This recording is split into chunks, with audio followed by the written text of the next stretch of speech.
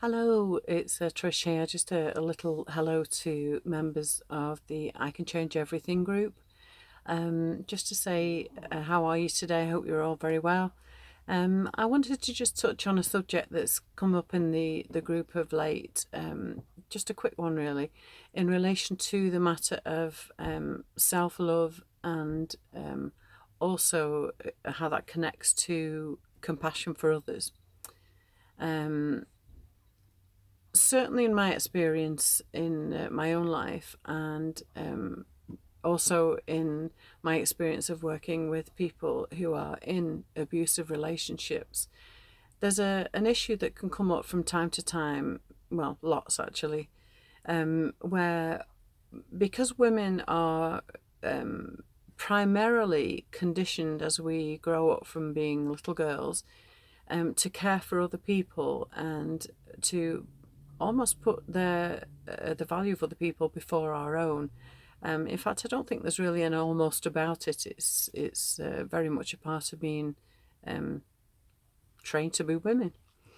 That we don't really look out for our own needs and love ourselves. Really, we're conditioned really to not have needs, to not not have our own wants in life or our own desires, um, and to have those needs that we have met.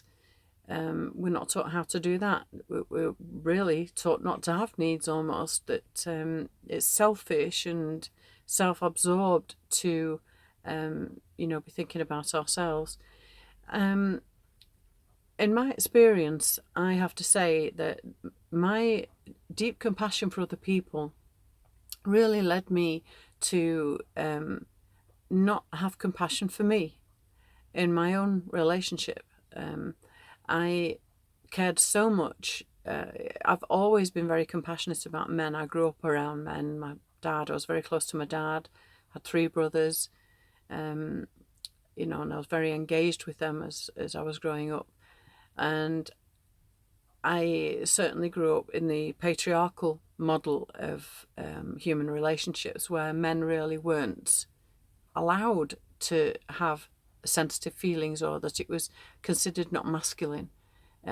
Although my family really, the men in my family are all very sensitive in a feeling way, but the lack of ability or invitation to share that in the world and to be real, to be genuine, led to all kinds of problems.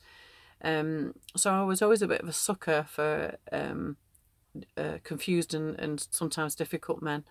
And my compassion for men kept me trapped in a really unhealthy, abusive relationship for a long, long time.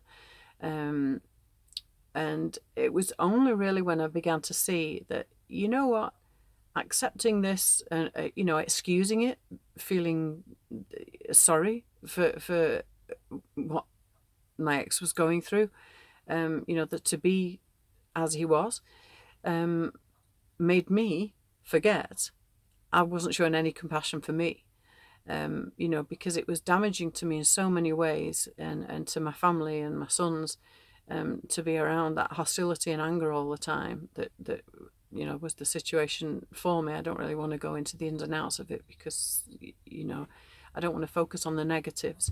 What I do want to focus on though is the invitation to you to just say to be mindful of where you put your compassion for someone else ahead of your compassion for you, because part of your recovery from being in domestically abusive relationships is to understand that you deserve compassion every bit as much as the man who you may fear hurting the feelings of.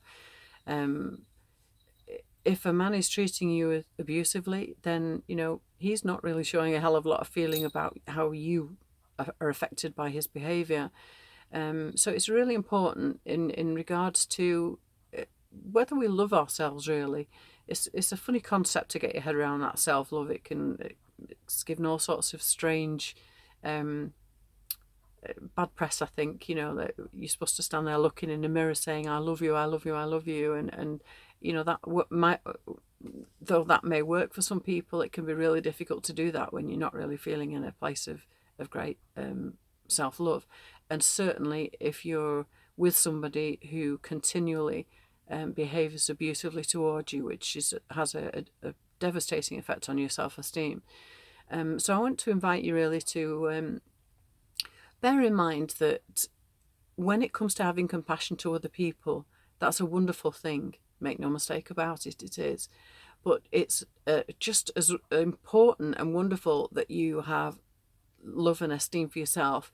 And there is nothing on earth that makes it okay for somebody to be abusive towards you.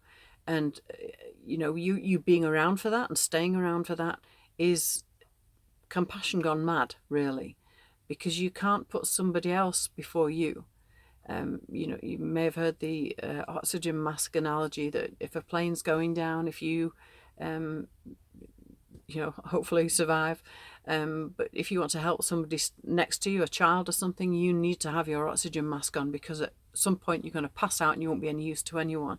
So that's the same thing applies to you in your life. If you are not looking after you, you can't be any use to anyone else. And if you've got children and you're experiencing domestic abuse, that is not just damaging you, it's damaging them as well. And that damage goes on, literally can go on for their lives, and the pattern just continues and continues from generation to generation. So I'm inviting you to think about that. If you're with somebody who hurts you, excuse the noise of my text message going off there, it's really important for you to put yourself first and to demonstrate self-love by turning away from that. If you've expressed it clearly and congruently, this is not okay with me, I'm not willing to be abused by you, I'm not willing to put up with you treating me this way, and that person that you're telling that message to is not responding to you, not listening to you, then you are entitled, it's absolutely reasonable for you to say, I'm out of here, and feel no guilt. It's absolutely essential to save your life in that way. Whoever's abusing you, they're not respecting you. So please don't waste your energy respecting them and worrying about whether it will hurt them to leave. It's really important for you, and especially for any children that you have, to make a determined decision to walk away from that as an act of self-love and compassion for self. I had to do that in the end. It was the thing really that I suppose really made me turn away. It was, I didn't like me anymore. I felt like I'd compromised the years of my marriage away. It was living in hope all the time. And it was ultimately realizing, you know what, you're not loving yourself staying in this situation. And for a while I did feel guilt. I felt guilt for many years before I did it, and that's what kept me trapped there. But I've never looked back. It's been the best thing I could have ever done. I just wish I'd done it sooner. So anyway, that's it really. I just want to pass that message on to you for what it's worth, and hope that you've had or are having a great day wherever you are in the world, and speak to you again soon. Okay, sending you love. Bye bye.